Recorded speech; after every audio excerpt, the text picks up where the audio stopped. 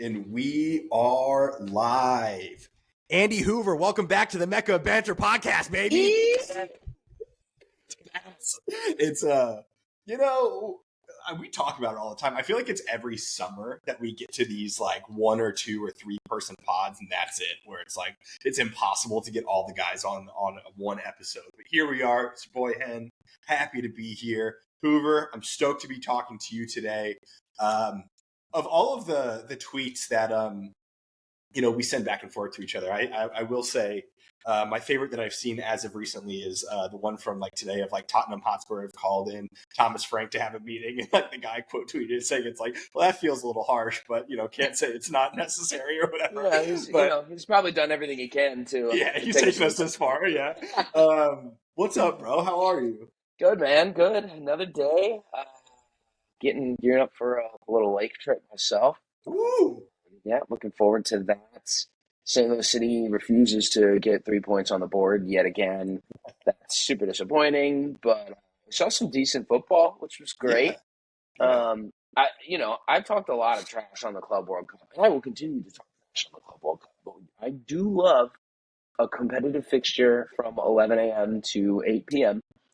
Able to be streamed for free. So, I do have Boca Juniors and Benfica live right now on my other screen. I have zero weight or investment in this game whatsoever. So, I love it. I love watching football. And as long as there's football on, we've got something to talk about. So, yeah, we talk about it all the time, but like, when are these guys getting a rest, man? Yeah. There's no rest for these guys. I mean, it really did make me laugh watching PSG play yesterday or 2 days ago, whatever it was. I was like, those cats just won the Champions League 2 weeks ago. And now they're playing in this, and it's all the dogs. Like, no one's sitting out of it. No one's whatever. And I don't understand that.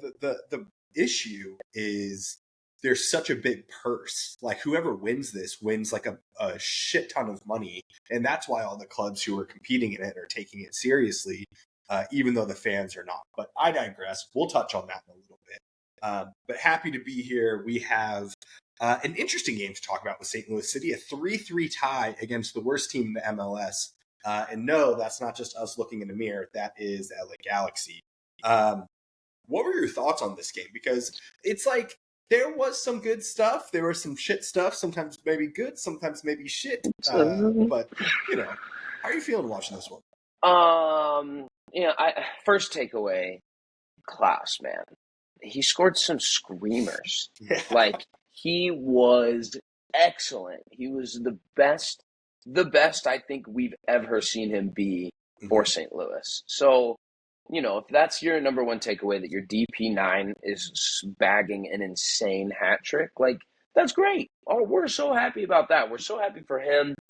He's wanted this, and that he did what I felt, has been in his locker from the beginning. We just hadn't seen it enough, and it was never going to come out under Olaf. He had a really good first half of the season under Carnell in the first season. It feels like we unlocked him. His runs were immaculate. Hardo was in the right places to feed him, a couple different times. It was so good to see that. The defensive side of the ball is just a problem, dude. Bad. Yeah. It's just bad. And it's the same old mistakes and a lot of the same characters. I felt bad for Jay Reed. I think he was left on an island, and it was clear that they were kind of targeting his side of the field. And I don't necessarily think that that's a slight on his ability. It was just what they had available to work with from a game plan point of view. So it worked.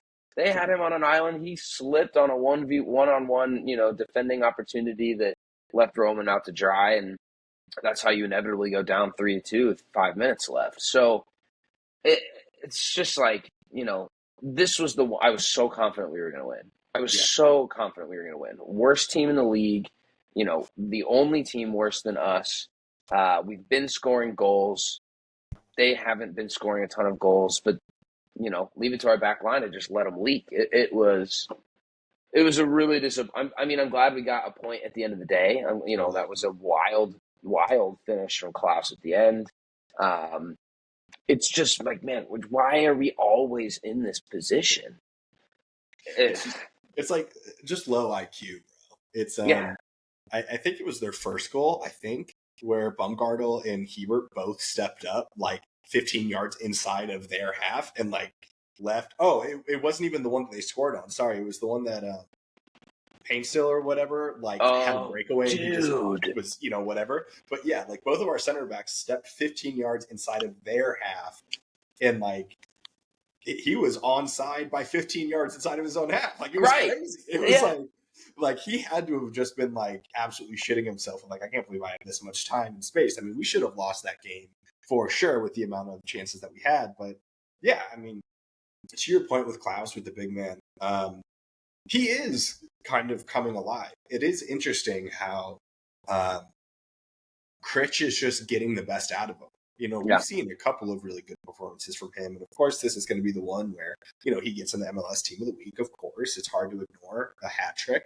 But it was deserved, man. His link-up play was great. His hustle was great. His goals were awesome. Some of his finishes were insane. Yeah. But, outside of the front three, which I thought the front three looked pretty good, there's not much to talk about. No. The back eight were not very good. Berkey, I don't even remember like any saves that Berkey had. And that's no slight to him, but it's just like, it's just he had a big one in the first half. And I know that Chat City Michael said something about it at halftime, but it was like I was talking to my friends, some of whom were not, diehard tacticos, armchair analysts, but even to some of those guys, it's like the middle of the field is a problem. Like we cannot get the ball from the defensive line up to the forwards without finding a long ball up to Klauss or Salio on a run down the wing. Like those things just it was hard to get to have any sort of comprehensive build up. And we're working with Watts and ancient Alfredo Morales as our midfielders right now. So I get it. But like we say this week in and week out, this team cannot rely on Edward Lowen, and we do so heavily. That I think that's definitely the number one spot in the on the pitch that we need to address in the transfer market. Yeah. And it was never going to be Alfredo Morales. Like I see now that with all the issues that we have and injuries, that we obviously needed somebody else just on the squad, but he was now coming in to elevate the technical quality of the team. So it's just frustrating when we're watching it, we're seeing it. I think Critch is doing the best he can with what they have, and this team is considerably more fun to watch. But end of the day, dude, you have to have 3 points against LA at home, like on the back of 3 fantastic goals. You just can't let it slip away like that. It was demoralizing again, but we're leaving here with something, a point, I guess. Yeah, and honestly, vibes. Vibes are higher. The vibes are better. The Klauss hat trick is just vibes to the roof. Bad day to be a Klauss hater, though. I'll tell you that much. There's plenty of them that exist out there. It's a bad day to be one of you, but we have stood by this man's side from the jump.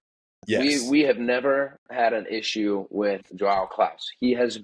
The Mecca has been behind him every step of the way, and I think we're with you, JoJo, bro. We're with JoJo, and I think he's shut everybody else up too. Like this is what we need of him, though. Like this is what the expectation has to be. Obviously, you're not going to score a hat trick every time you go out, but the quality he had in those finishes, we've just not seen enough. So I think it's two-sided to where you can say, Klauss haters can, they're in the mud, but also we need more of that. So we can expect more, we can ask more.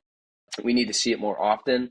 But I do see the vision. I've always seen the vision. He's got that ability. He's my big German Brazilian man, and he's got both sides of the globe at his feet essentially. So we're hoping for the best. I think playoffs are about done and dusted in terms of making that again, and that comes back to Lutz, and it comes back to Carolyn Kindle, and that's a front office problem. We just absolutely botched the Olaf hire in the first place. It never was going to work. That was 100% a front office club Lutz decision. Diego too. I don't even really know who he does, but I'm starting to get suspect of that guy. That I was don't a know what you do, but fuck you, bro. I don't like you. boneheaded move. We're back to the roots of what I feel like the club is. It just took too long to get there, and it was never even an objective with Snowman. So, Yeah. um, working on it. Is it as simple? I mean, do you think we go out and we address? Because for me, like, I think the two areas that we need to invest in this transfer window is center midfield, and the left side of the field, whether that's a left back or a left center back. I don't know. Like, it just kind of depends on what formation we play. But Kessler has just been injured a lot this season.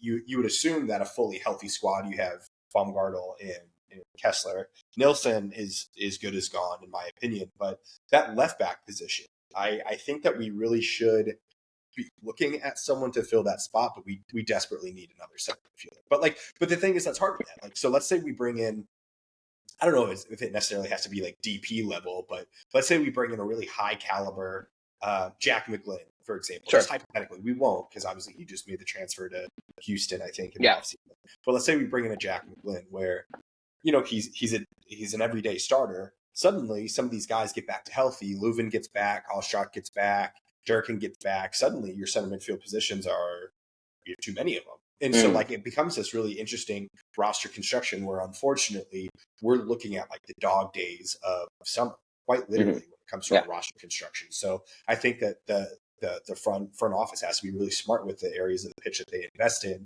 But I do think that we're a solid starting left back away and a solid 6 or 8.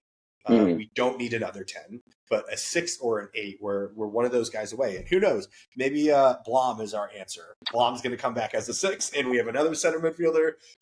He'll be joining the squad in 2 weeks' time. So maybe there's that, but who knows? I speak for everyone where I think I speak for everyone in saying I would love Blom to give a shit again. Like, yeah, if first season Blom, let's go. First season Blom was so fun, and he was not, he's not your deep lying, playmaking 6, but he was a stopper. That was his nickname at the club, was stopper, bro. So he was all over the field in terms of defensive action, and then he couldn't really, get anything else going forward. But that's why we had Lowen. Like, the pairing I thought worked really well when it worked, and when Blom, had his head in it at the very least. So. Maybe that is a thing. Maybe. Dude, I have a hard time seeing I it. still just think, like, it's so funny thinking back to, like, we only know what we know, but our take, like, season 1 of, like, we're talking, worried about Blom getting picked up by European clubs. Yeah. After like 4 weeks, like, just one of those, like, Twitter takes that's like whatever takes that age horribly bad or whatever. That was bad. I think I also had one. Another blunder of a take where I said something to the extent of, if Thomas Totland continues to perform like he is at the beginning of last season, that we're looking at U.S. men's national team call-ups. And then he got injured last season, and then it's just kind of been like a steady regression since then. But, sometimes you just have bad takes, and that's just part of it, Hey, when you wear your heart on your sleeve, bro, when you put it out there. We need to do some business in the off season, but takeaways, St. Louis City fans, like, we're not always the most positive on this podcast. We recognize that. We'll call a spade, but if you're looking for somewhere to be happy after that display, look at 3 goals from Klauss. He deserves it. Just like you said, Hoover, it looked like he exercised some demons on those finishes. Man on a mission. So it was such a weird vibe at the final whistle because we were down 3-2. So that's a huge goal to get a point back. But then you're excited for Klauss. You're excited that you got to see goals for the first time in a long time at home. And then you still just don't achieve really what the end goal is. So it's like, that was great. Goals are great. Klauss was amazing. Still not fighting for a playoff position, really. It was so up and down on the vibe, I think. So, as a fan, I think a couple of weeks ago, probably 2 weeks before we fired Olaf, we came to the conclusion that we're not making the playoffs. Like, we knew that. And so all we were asking for is the second half of the season to see better. We've seen that. There's still some defensive blunders, and it's not perfect, but we can't hold on to a lead. But offensively, we're looking better, more free flowing, which I love to see. So, Yep. on to Orlando next week. Orlando is 7th in the Supporter Shield race, and we are so close to the bottom. So I can't foresee us doing something amazing there, but who knows? Yeah. Blind squirrel finds a nut every once in a while. And speaking of nut, U.S. men's national team put 5 on Trinidad and Tobago. So nut, Sure. After all of the bullshit, bro, that was the last couple of weeks with the U.S. men's national team. God, what a abysmal time to be a U.S. men's national team supporter. I was so stoked to see us just ball out. Diego Luna for the U.S. men's national team is just a beautiful thing to see. He's such an unconventional player. I might go so far as to say is in our lifetime, we've never really watched a player like him. You could say there are guys like Christian Pulisic who him and Landon Donovan had very similar attributes. Sometimes you see like Tim Weah and a DeMarcus Beasley flying down the wings. You have like big striker number 9. Diego Luna is like really what you see of like a classic playmaking 10. Yeah. And they just don't make those too much these days. And so great display by him. But did you like what you saw by the U.S. men's national team? All things considered, I think you're happy with 5 on a really bad Trinidad and Tobago team. Like, we have seen Trinidad and Tobago teams. We sure have, haven't we, U.S.? Yeah, we definitely have. It was, fine. I think all things considered, the lineup, given the fact that the roster in itself is terrible, I thought the lineup was decent. I'm kind of, this the Yang guy, the former D3 player. I think he's going to be one of those that can always do it in MLS, but not be able to do it on the international stage. He's a big physical, 9 presence, hold up man, target man. But he's not really good at the hold up or the target piece of being the big physical 9. Right. Like his touch is loose all the time. It's heavy. He's not super technically gifted. He'll get up and get in on a corner and maybe finish at the back post here and there. But it's so evident that he's not the future 9. That's one of the hardest parts of the roster construction coming up for the World Cup, that we don't really know the final answer on. Like, nope. It in my mind, it's Balogun, Pepe, and then Haji Wright or Josh Sargent. Like, it blows my mind that Josh Sargent, after watching, I'm sorry, I'm botching his name. I apologize. Patrick. After watching Pat, Big Pat, baby. Like, it melted my face that Josh Sargent wasn't deemed good enough to get into the squad. He's miles above that guy, above Pat, and that's nothing against Pat. And I'm glad that this kid's getting a shout, and it's something, we're more than happy to see new cats come in and see what they can do. And this is a good opportunity for a lot of these guys to, to lay some claim on a roster spot. My face would be melted if he made the World Cup roster. I just don't think it's good enough. Haji Wright is by and far and out a better player in my mind, but it seems like he's been playing a lot off the left, which is also a rather full position based on, the depth and squad that we have available to us.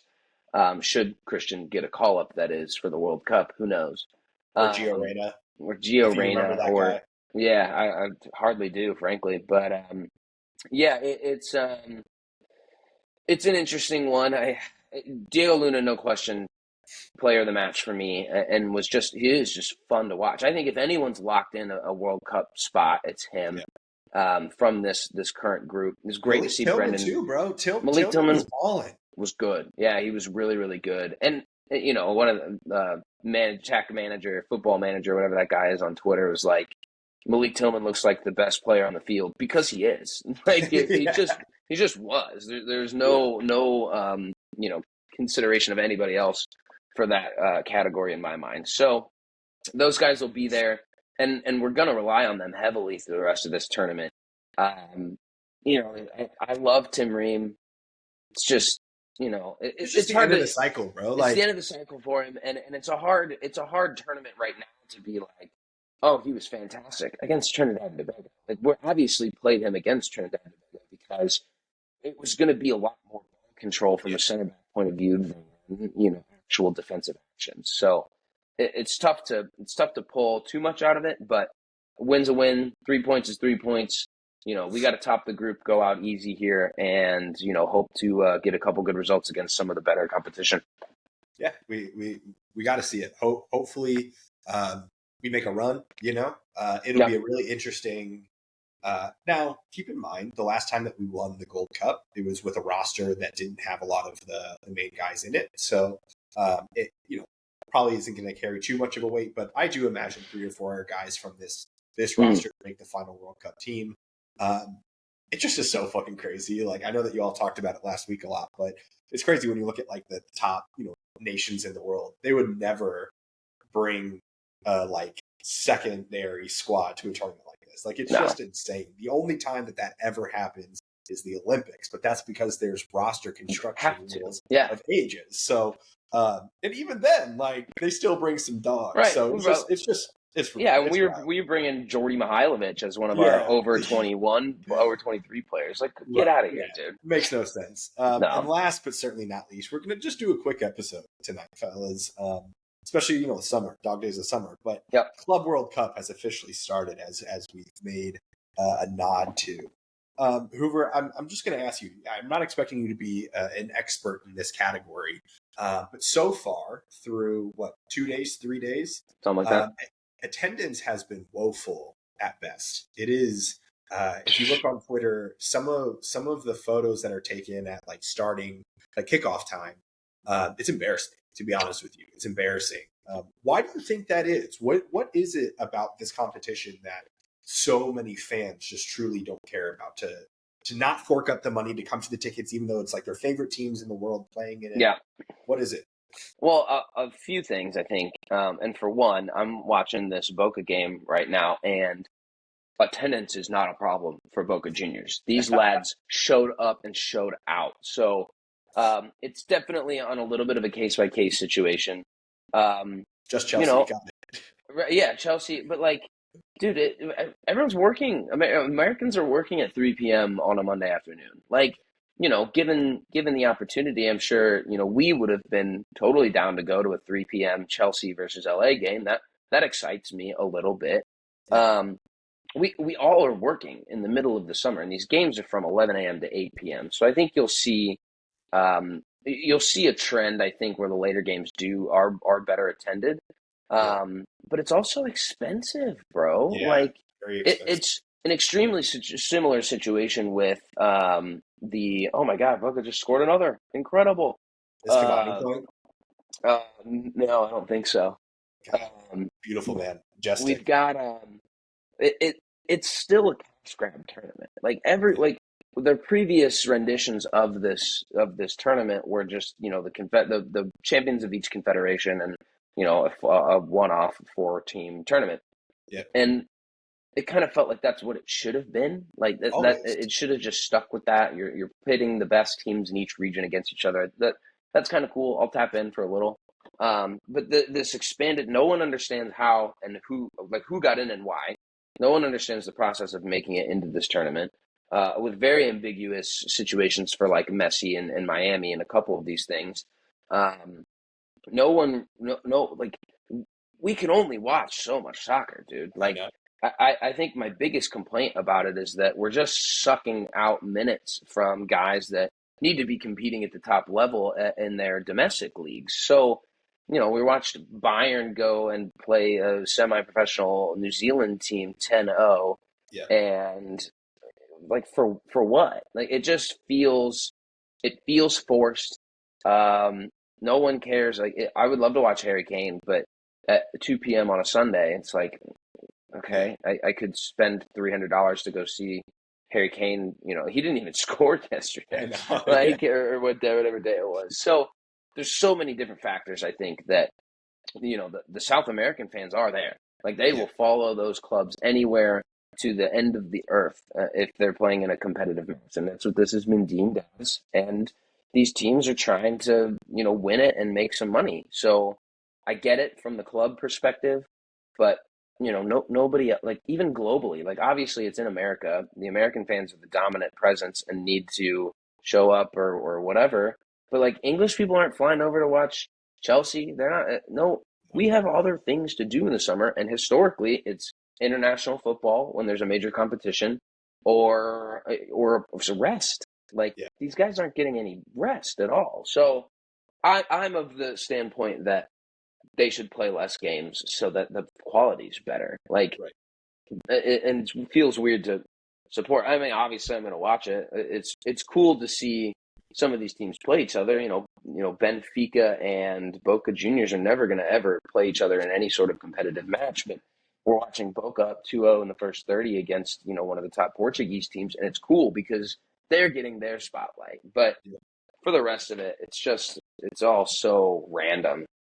Yeah, I think the prices definitely are interesting because when the tickets all came out, they were a couple $100 Yeah. for good seats, and then the Inter Miami game to kick it off, tickets were going as cheap as $4 leading up to it because they just wanted to fill the stadium. So it's like that's something, and also just to call out the elephant in the room, it makes me really nervous for the World Cup. In next year, I think not only from attendance, people are going to come in all over the world for that, for the World Cup, but organization. If this is how the United States is responding to the Club World Cup, like I don't think that the United States is ready for the World Cup. Like I just don't. And the one thing that I will say from at least the couple games that I've seen, the grass looks better, the pitches look better. But you have some guys coming out now and being like, yeah, it's hot as fuck here. And dude. Like Atletico Madrid was like, it was literally so hot. And those guys are dogs. Those guys run forever. Yeah. So yeah, I just think that the whole thing is really odd.